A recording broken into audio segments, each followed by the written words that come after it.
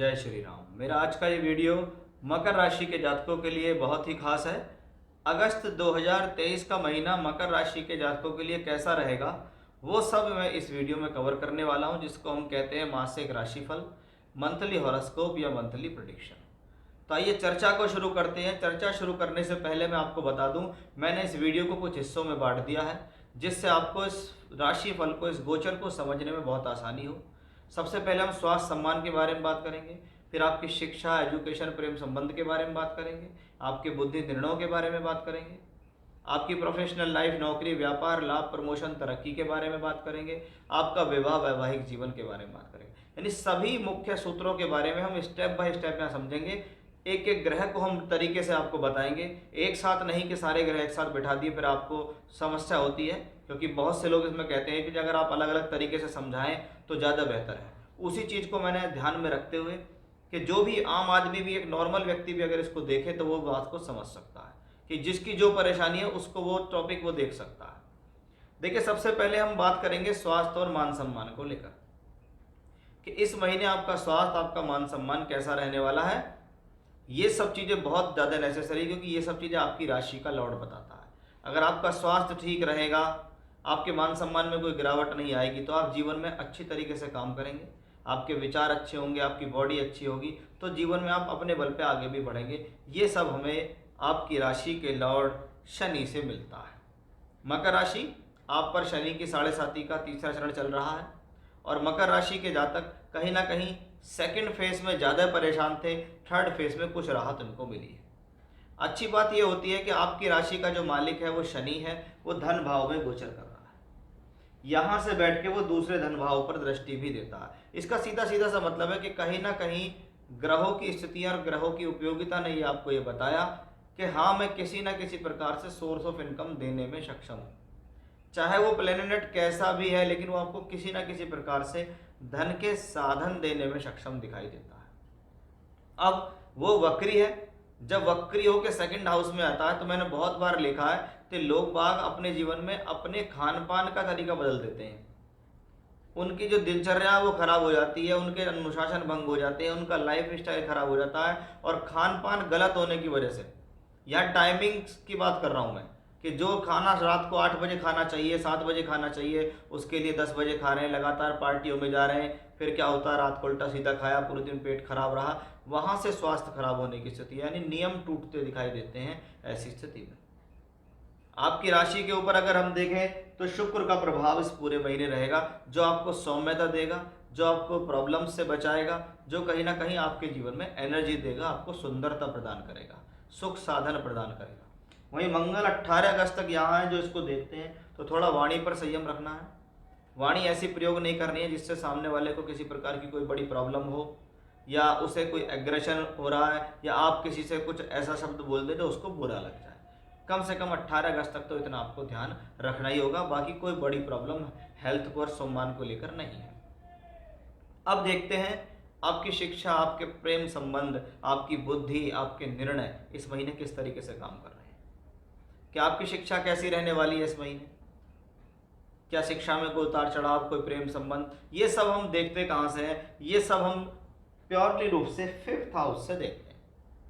पंचम भाव हमारे जीवन में हमारी विद्या, बुद्धि, शिक्षा, संतान, निर्णयों के लिए जाना जाता है। कहते हैं 5वें घर के ऊपर जितना अशुभ प्रभाव होगा उतना ही व्यक्ति के जीवन में पतन होगा, क्योंकि बार बार वो जीवन में डिसीजंस गलत लेता चला जाएगा। समझाने के बाद भी लोग बहुत गलत डिसीजन ले जाते हैं, यानी 5th हाउस में प्रॉब्लम है।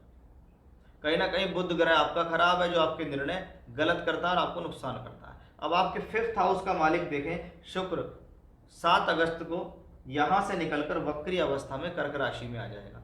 यानी एक अच्छी स्थिति होगी कि पंचम त्रिकोण का मालिक केंद्र में जाता है, यानी ये विद्या के लिए, बुद्धि, शिक्षा, संतान के लिए शुभ स्थिति है।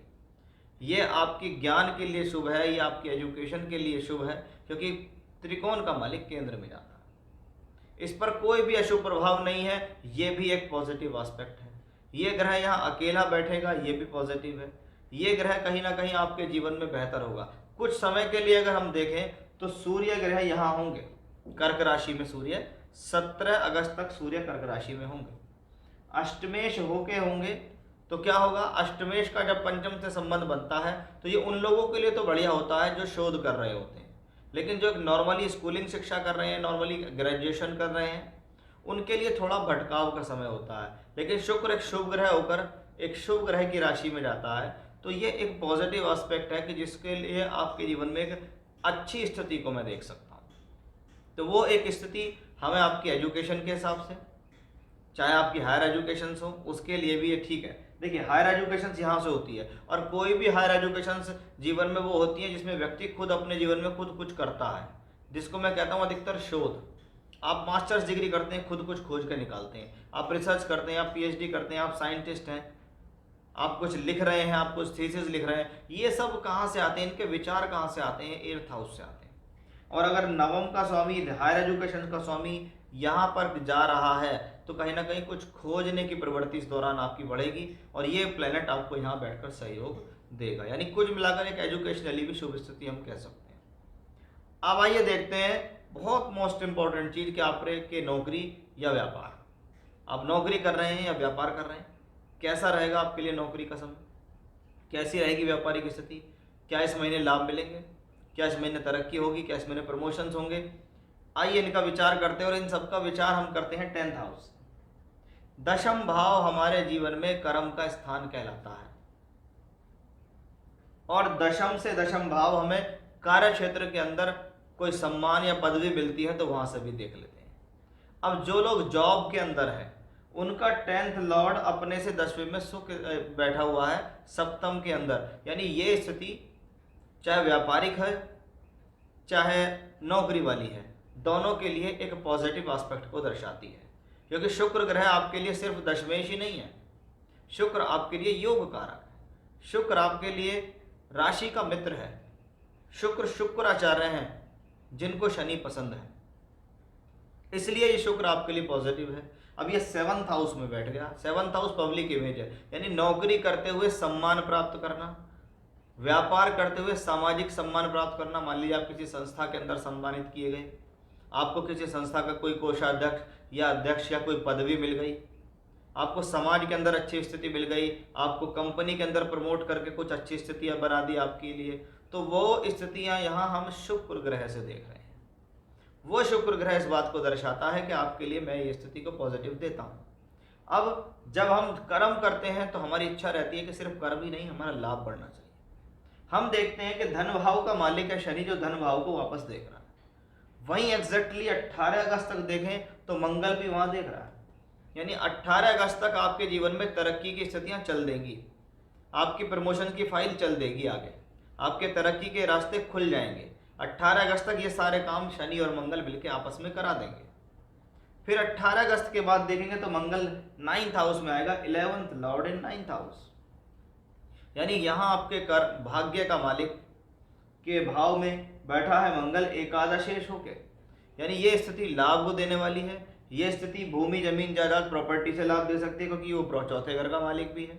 ये स्थिति प्रोफेशनली यानी नौकरी या व्यापार के लिए लाभ तरक्की के लिए दे सकती है, यानी यहाँ कोई नुकसान की स्थिति हमें बिल्कुल भी दिखाई नहीं देती, यानी ये समय प्रोफेशनली अच्छा जाएगा।